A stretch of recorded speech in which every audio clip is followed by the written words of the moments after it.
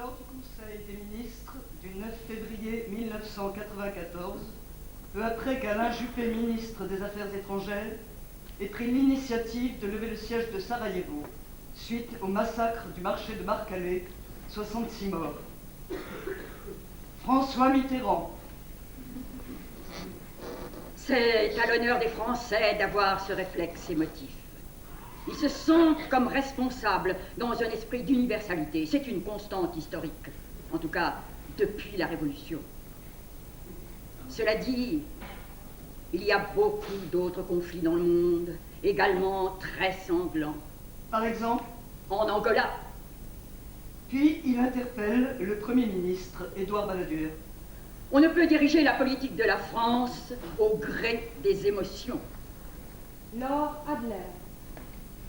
Avez-vous favorisé les Serbes? Si oui, pourquoi? François Mitterrand n'aime pas qu'on lui pose la question et se met en colère. J'aime les Serbes, oui, et alors? Pendant les deux guerres, comment oublier leur courage? Ce sont les Croates qui ont opprimé 700 000 Serbes. En Conseil des ministres, le 18 mai 1994, après avoir rappelé la sensibilité nationale sur le drame bosniaque, il déclare: Il nous faut pourtant garder raison, ce qui est bien sûr difficile devant un tel spectacle. J'entends dire parfois que la France aurait manqué à ses devoirs. C'est inexact. Le premier devoir d'un pays, c'est de ne disposer de la vie de ses soldats que pour défendre son indépendance ou pour préserver son intégrité. Ou alors, de les empêcher si, dans le cadre d'une alliance, des obligations ont été contractées. Mais là, sur le terrain extérieur, alors que nos intérêts vitaux ne sont pas engagés, il faudrait intervenir militairement avec nos soldats et compte tenu des caractéristiques du conflit, très vite, avec le contingent, faire la guerre. Alors, on me dit que c'est dans l'intérêt de l'humanité.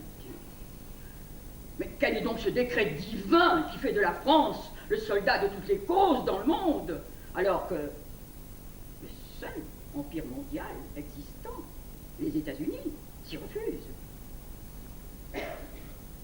Il n'y a aucune raison pour que les pays d'Europe occidentale s'engagent dans une guerre dont on ne sait pas comment sortir.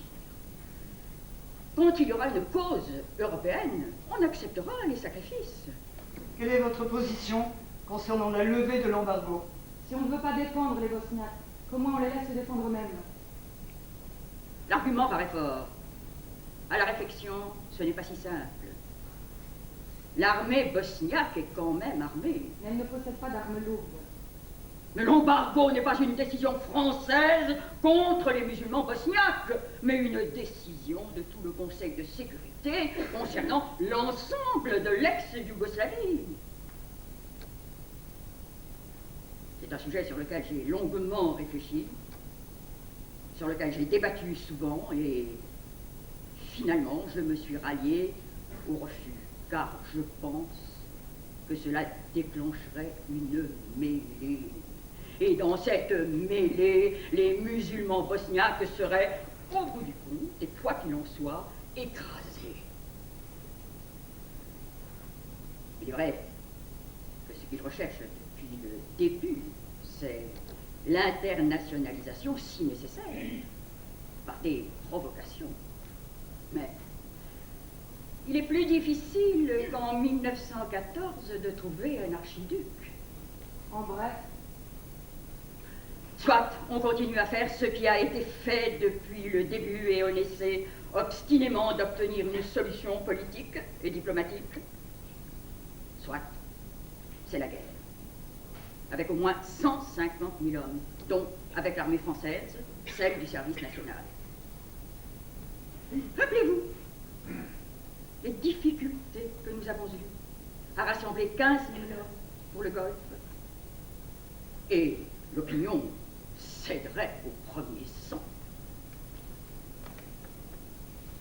quand vous liez les mains de quelqu'un sans le protéger, vous devenez objectivement complice de meurtre. La Bosnie ne sera pas ma guerre d'Espagne. Il se trompe.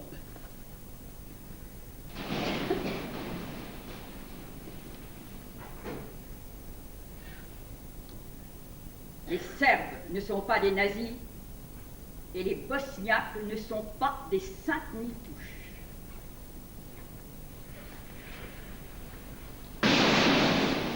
Haris Siladzic, Premier ministre de Bosnie-Herzégovine pendant la guerre. Il est inconcevable qu'on nous dénie le droit à l'autodéfense.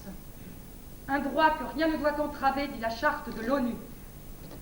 Dans ces conditions, la seule issue qu'on nous laisse est de nous coucher et de mourir en silence, sans déranger personne. Ce génocide public, qui se déroule devant les caméras de télévision, crée des blessures profondes dont on n'a pas encore pris conscience. L'Europe a déjà perdu le respect d'elle-même, sa confiance en soi et sa crédibilité.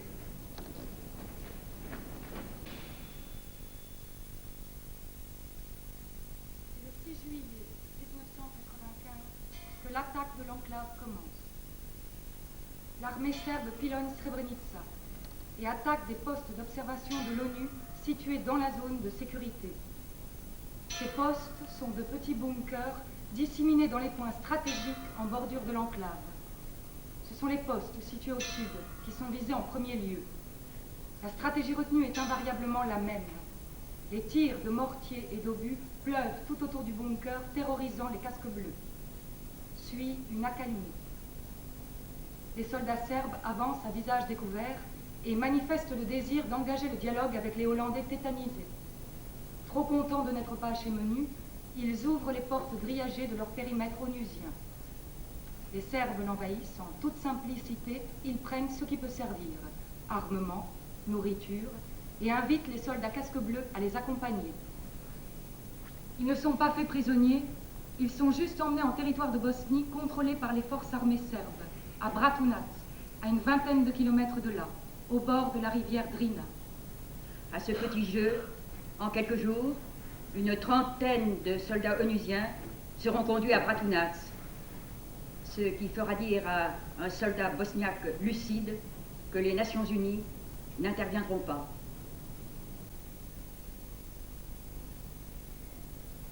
Une infirmière bosniaque. Les soldats serbes ont pris les uniformes des soldats hollandais. Ils ont pris leurs armes et leurs vêtements et se sont promenés ainsi parmi les gens. Personne ne savait qu'il s'agissait de Tchétniks.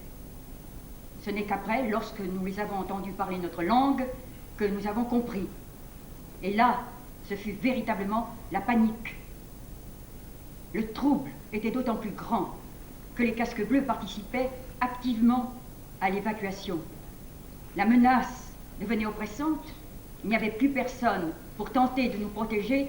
Tous les uniformes qui nous entouraient étaient ceux de l'ennemi. Les gens devenaient fous. Ils étaient effrayés. Certains semblaient avoir perdu la raison tant leurs propos étaient incohérents. D'autres, poussés à bout, ont même tenté de se suicider. 2 d'entre eux y sont même parvenus.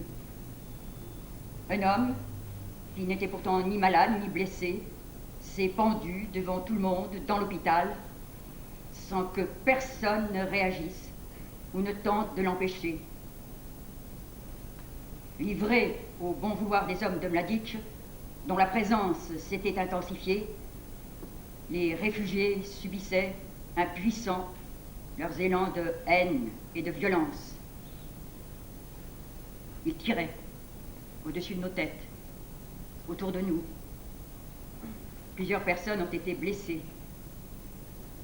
Un Serbe voulut même achever un vieillard qui avait été touché d'une balle dans la jambe, mais un autre l'en empêcha, in extremis. L'infirmière de Médecins sans frontières. Épuisées par l'effort physique et le stress, des femmes enceintes ont accouché peu après leur arrivée à Potocari. Dans les premières 24 heures, nous avons procédé à 7 accouchements. Cela se passe dans des conditions extrêmement difficiles, sans aucune hygiène ni intimité, devant tout le monde, sur des brancards sales, installés dans le corridor humide et mal éclairé du campement de la Fort Pronu.